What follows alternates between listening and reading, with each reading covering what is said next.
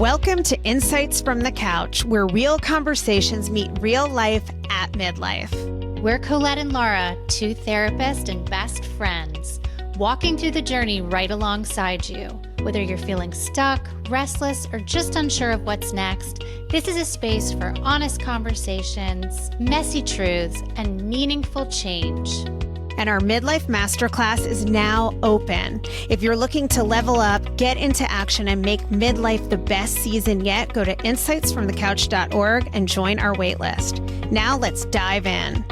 Welcome back to another episode of Insights from the Couch. We're going to be talking about health anxiety today, what it is, how to handle it so it doesn't take over your life and hold you back. Laura, this is a big topic that you work with people on a lot, and you have been open that you struggle with. Tell us a little bit, set the stage. Okay. So health anxiety, let's talk about what it is and what it isn't. Yes. It is interestingly the one form of anxiety I've really had bouts with, and I'm not a generalized worrier or I don't have OCD tendencies.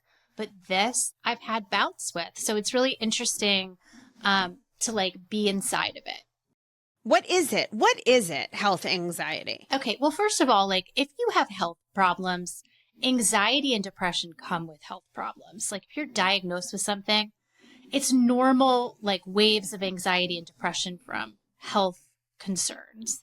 And then there's conversion disorder, which is a whole other animal. That's where an emotional thing happens in your life that's so traumatic that you can suddenly become mute or blind or not able to walk. This is kind of rare. It does happen. Yeah. I haven't seen a lot of it. Me neither. What I see mostly is health anxiety. And health anxiety kind of has a recipe to it that I've noticed. There's always an existential core fear behind it. It's really, and most of it boils down to the fear of ultimate destruction. Your life isn't going to go well and you're going to find out that you're going to die, right? So it's catastrophic future fear. Of death, of being sick. Of finding out that something's really wrong with you. It's not fear of death, ultimately? It's there, but there's always another core fear that's pushing on it. And most of it is attachment wounding, something always sort of flicks it off. Okay, but we're deep in the weeds of the psychology. What is happening on the surface? What are on these? The surface? Yeah. Somebody has a physical symptom. Could be dizziness, could be headaches. It could be you had a chest cold and now you're having chest pain. It could be you're having numbness. It could be any sensation in the body. It could be heart palpitations. And then suddenly the brain attaches to the symptom and becomes obsessional and monitoring of the symptom. Okay, yes. I've definitely had a lot of clients with it. And so let's differentiate this for a moment. I'm curious your take on this, between this and hypochondriasis. Yeah, hypochondriasis is much more pointed of I think I'm going to die. I'm always going to the doctor because I'm that's more I'm afraid of death and I'm afraid I'm going to find out something's wrong. I'm always shopping to find out something's wrong. I am in fact going to die. Yes. Yeah. Okay. Now, what's interesting is I have tremendous fear of death. Tremendous. I can run anxious, but I really don't perseverate on health stuff. Now, I will have, if I get an ailment, this is going to make me sound like the antithesis of what I said.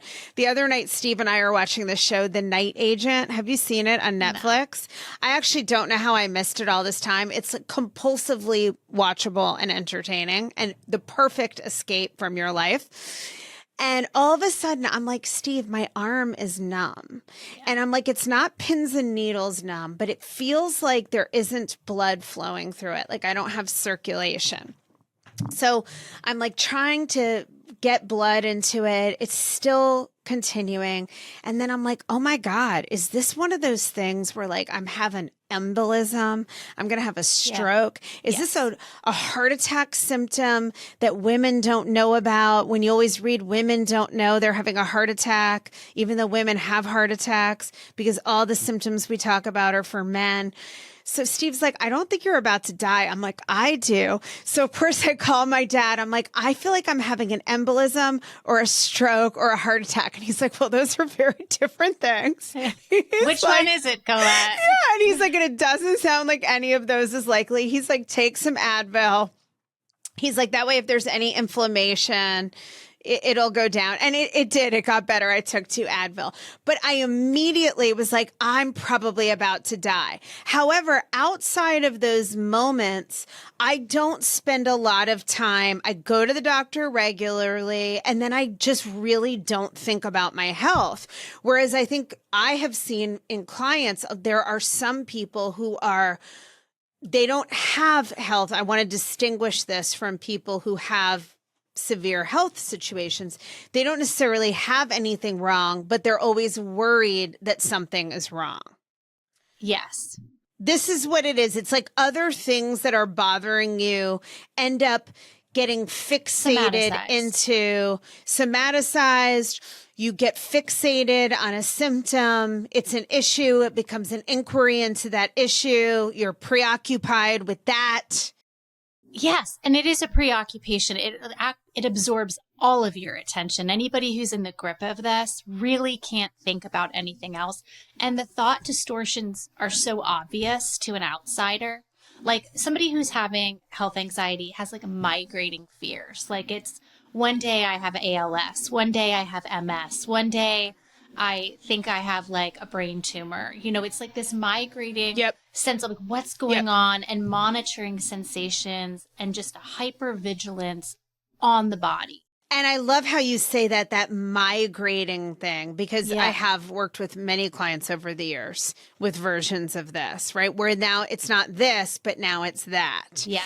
And how convenient in a way unconsciously, not that anyone intends for this, but then you can't think about or worry about what you started to say earlier, the attachment wounds, the core fears, whatever else is not working in your life. All your attention is consumed by this thing. Yeah. So that to me is like what I see a lot in practice and what I saw in my own life, because the thing that set up right before this is, and I talked about it in another episode, is that I had an ectopic pregnancy and I was in a really like tight loop with myself of trying to like have a family, and I wanted to have my kids a certain amount, you know, just like perfectionism. I wanted them 2 years apart. I had this ectopic pregnancy. I couldn't like grieve it. I couldn't accept that it had happened. I just had to get pregnant right away. I was like trying to force my life to work. And on your plan, on my plan, I wasn't getting pregnant. I was really obsessed on that and kind of fixated. And then after I was very hormonal, and I'm prone to high blood pressure anyway. And I had an ectopic, so my hormones were probably all over the place. I had a migraine with aura, which was very scary. And I had those for some time. And it left me with like migrating numbness. It left me with pain. It left me with all kinds of symptomatology that would just like roam around my body. Like I'd get numbness in my face. I'd get numbness in my hands. I'd get pain in my hands. And I was like certain that I had like something majorly neurologically wrong with me. I was like too afraid to like actually go check it out. I think I went to like my general practitioner. It took me a while to get to a neurologist until I finally like wore my family out so badly, because I was inconsolable. Like they would reassure me, but the reassurance lasts for like a couple of hours and then you're back at it again. And this is what you'll see with health anxiety is like and that's the problem. You can't get relief. You can't ever scratch the get itch. Out of it. And it's a real problem now with ChatGPT, because people who have health anxiety will talk to ChatGPT all day long for for reassurance. Yeah. And it just keeps the cycle going. Oh, God. I used to always say to people, don't Google anything medical. And actually, that's a rule I have for myself. I will not Google, and this is Don't even do before it. ChatGPT, because you can become convinced of it's just all so vague and everything's applicable to everything. And honestly, your arm going numb, if you look that up online, it probably could be 10 things that could kill you. Yeah. You know, and I when want to be most of the clear, like, go get good medical, like, go Yeah. get a Yeah. physical, go talk to somebody about this. I mean, I think what happens is people with health anxiety want to go to the doctor over and over again. It becomes like reassurance seeking or avoidance. You're either going to trend with anxiety into avoidance or, you know, repetitive doctor shopping. It tends to Yep. go one way or another. But the problem with what I didn't realize, and I think what I want to like really say, is that these symptoms are real. Like you're actually having the symptoms, but they're maintained by like autonomic arousal. They're maintained by the anxiety. And you get like such like attentional amplification on these symptoms where it's like, if you would like just have the numbness and you're just like, okay, that's like no big deal. I'm not going to like make anything out of it. And then it kind of rides out is different than when you focus on it. You're focused on it more. Now it's creating more anxiety. And the whole cycle just keeps going. It becomes a feedback loop. And that Yes. was happening, is that at first I was just like, this is weird. Then I made meaning of it that maybe something was wrong. And then it was all I could think about. I couldn't focus on the show anymore. And every 5 minutes, and Steve makes this joke about me that I always have ailments, but I really don't. I actually think I have relatively little stuff happening, but what I do is I kvetch about everything. Like everything that happens, I say out loud. So I'll be like, oh my God, my back hurts. Like I'm tired. So he compares me. There's this like Rosanna Dana character from SNL a million years ago. And he always calls me that because I'm like, my back hurts. My head hurts. Like by the end of the day. But it's more just me being like, I don't tend to get perseveratory about the symptoms, but I did that day. And I think also as you're talking about this, you know, for somebody that gloms onto these things, these symptoms, and that's where anxiety goes, I just am also thinking about how this can lead us into avoiding life and the rest of what we have to attend to. And then I think for me, my version of this in younger years of my life was like love preoccupation, like, you know, I'm so fixated on relationships, which is obviously why I do the work I do, but that would consume all of my energy and attention. Usually some quasi or fully emotionally unavailable man that had me on the hook, that like, right, like how long it took to get a message or a phone call, or was he as attentive? Some little thing that I would perseverate on existentially that would consume all the oxygen and attention in my life. And therefore, I'm not attending to anything else. I swear this is probably why I didn't write a book or start a show or do any of these other things sooner in my life, because all of my energy went to that. And that is the same. It's a different fixation, but it's the same danger with these things, is that they completely subsume us and we're not in our life. I'm glad you said that, because I think that this is so human and people have their own versions of it. And it's so funny because I like got up. My mom is constantly asking about my daughter's relationship with her boyfriend. And I finally said, you are so obsessed with love. You are so in love with love. And she's like, yeah. I'm like, I'm not there. Like, I'm not. I'm not anymore either, but I used to be. I can't relate to that. But I think people have this thing with like work. Or there can be something that they perseverate, hyperfixate on, and can't take their teeth out of. Right. But when it's health anxiety, it can be, I mean, it really does feel like fear in the body. You know, and this is what you hear in OCD, is when people have a fear of contamination, you know, I don't give a crap about contamination. My husband's always like, wash your hands. The floor. I'm like, I don't care. Me too. But my husband has contamination fears, and I can see the change in his face when he sees me like put my hand on an escalator. Like I can see the gripping fear in his face. And with health anxiety, you are gripped by fear. So I think this is an important thing to understand across all anxiety disorders. And as we talk about health anxiety today, the fear is real.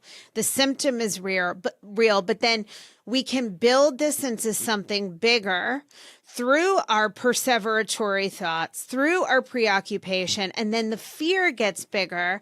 The more attention we give it, the more scary, the bigger, the stronger the symptom, the more it starts to take over our life. So, okay, I'm certain that lots of people listening can relate to this to some degree.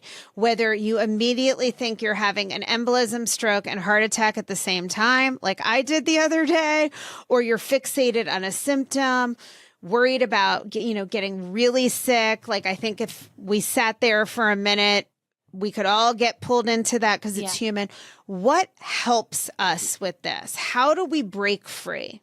Okay, well, I wanted to say that back to that core fear, because I do believe that people get pushed into this when something in their life goes sideways. I think you become more vulnerable to this. That makes sense. Like a breakup, a loss, an illness of a parent, child, or spouse. I've seen somebody go into like really dark health anxiety when their husband almost died, and they like were consumed for months over their own demise. That makes so much sense. Yeah.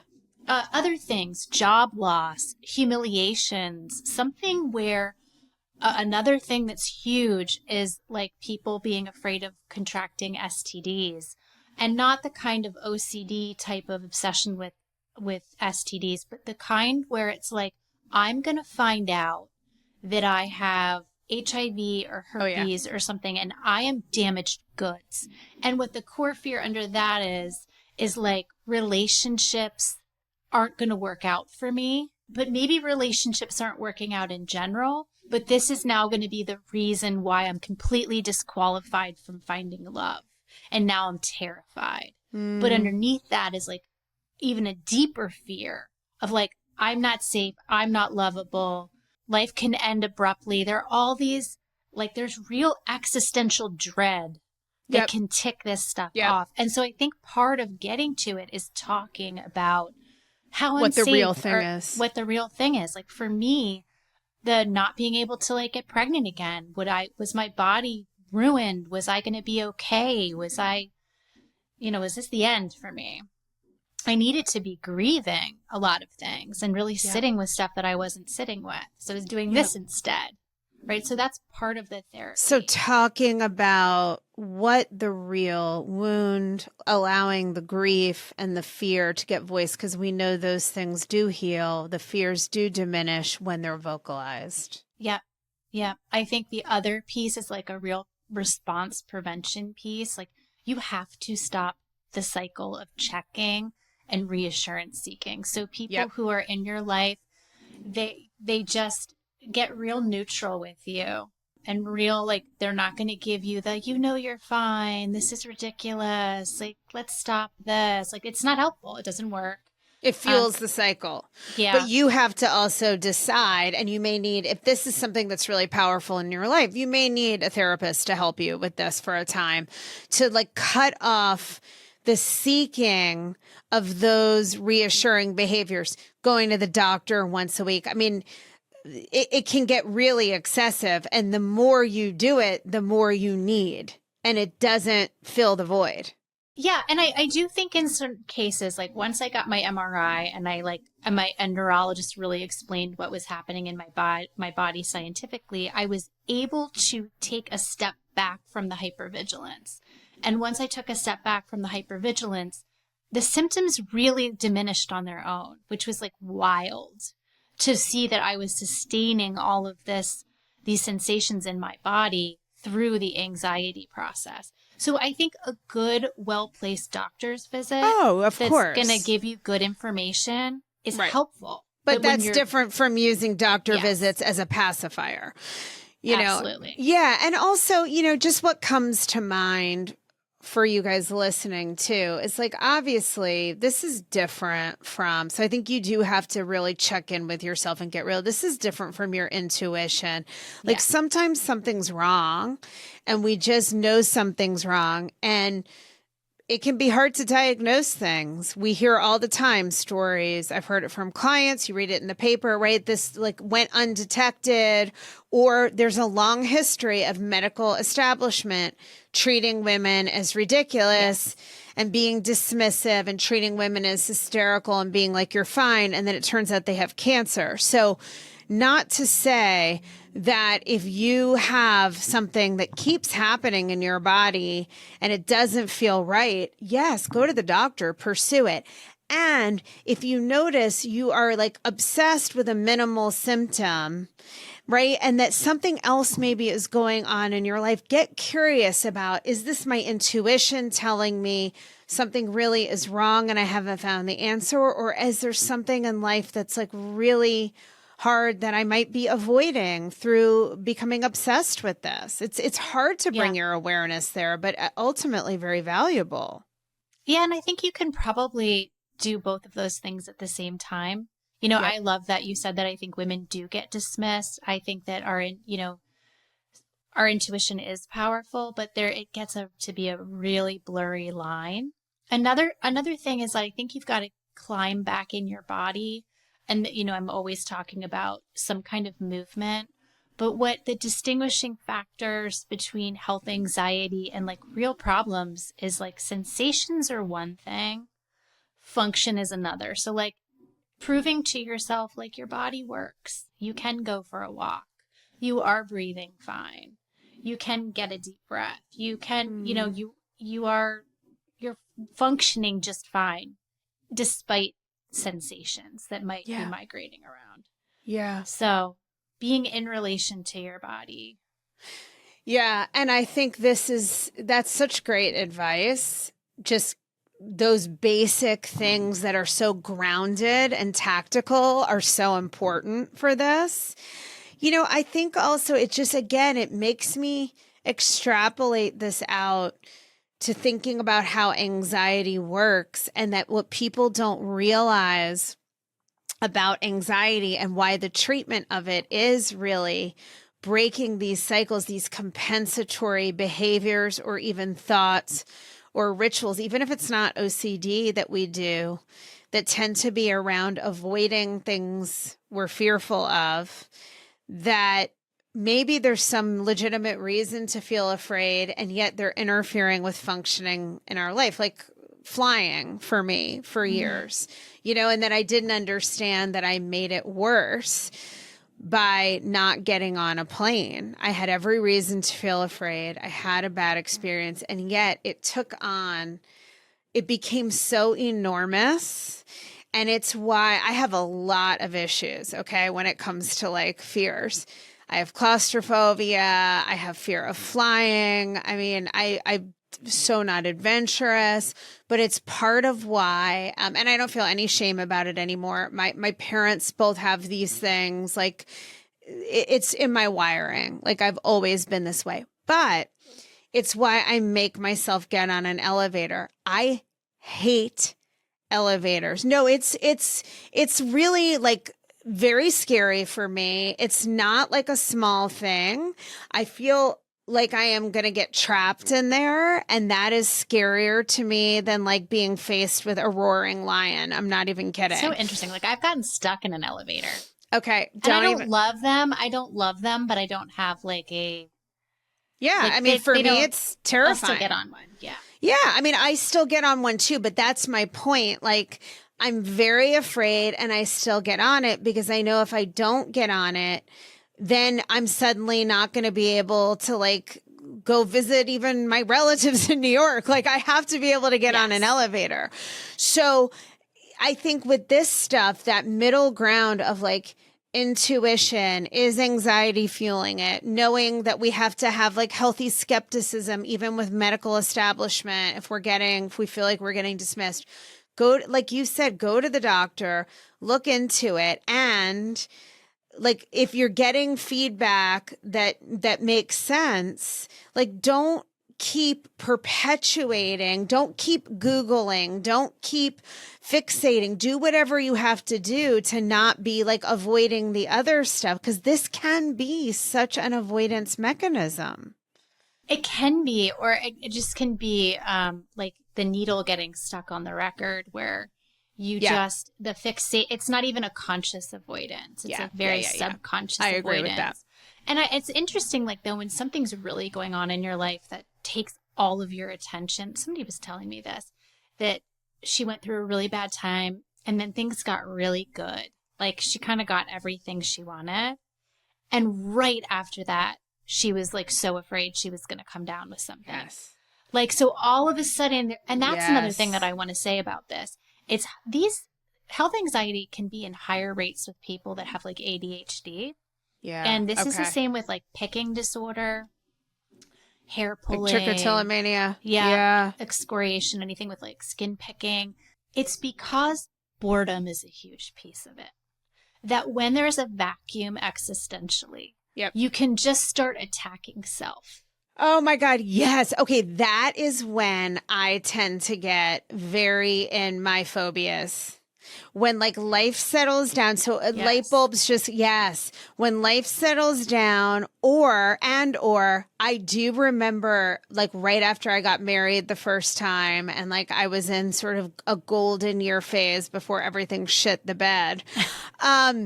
I remember becoming very afraid that I was going to die, that like my death anxiety cranked up. So I really relate to that. And probably this has a greater propensity to manifest in people who run anxious. Oh, too. Sure. Yeah. And women, like I think one of the common like women, young mothers fear is like, I'm going to get sick and die and leave my kids.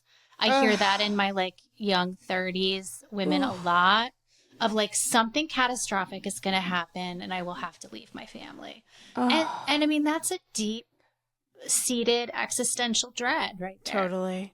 And just to heap on one more thing with this is that people who've gone through really significant health journeys, whether it's cancer treatment. I mean, some people take these things in stride. Right? I know, it's crazy. And I can't believe those people because I am not one of them. Like, I get contaminated by other people's health stories. I can't watch health dramas. I watched my dad die. I'm a mess when anything with the hospital is involved. But I see other people and they just take it like it's, another day in the life. And I can't believe it.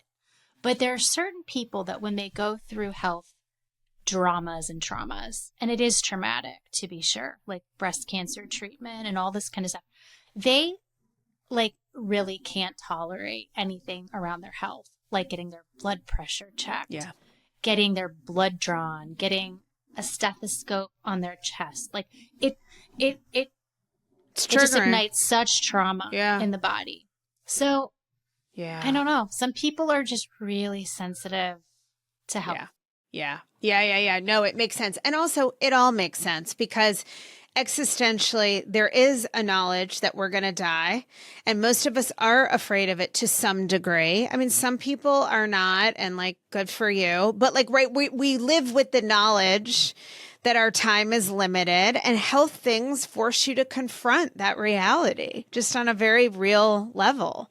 Yeah. So I think it's easy for this to become, and most of us know someone, have loved someone, have seen someone go through something awful, and it's painful and it's horrible.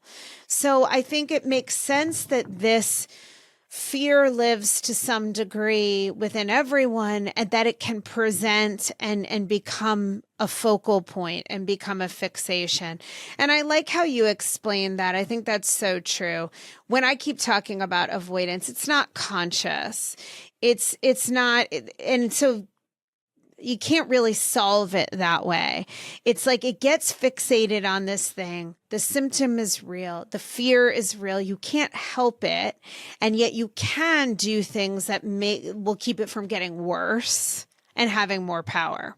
Right. And I'll just say, like, when you say, like, how do you ultimately get out from under this? And I'll just say how I got out from under it and how I've seen other people get out from under it, is that a little bit of space gets made where it's like, oh, maybe like this is really, I'm overreacting to my body. Like the MRI for me was a moment where like the anxiety came down enough for me to like not attend to it in a hypervigilant way every day. And then right after that, but I'm still trying to get pregnant like a weirdo. And I started my practicum. So I shifted my attention fully to something else. And I got engrossed in what I was doing for my practicum.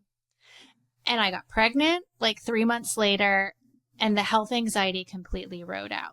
And that's what I see, is that when and distraction in a healthy way is great. Yep. Engagement. You can't force it when you're not ready for it. But when it finally moves in, it pushes the health anxiety out. Yeah. Yeah. And I think pregnancy is a big one for us women. You know, like I became very obsessed after I had a miscarriage, and then was deathly, like my first pregnancy was Charlotte after the miscarriage. I mean, every time I went to the bathroom, I was sure there was going to be blood.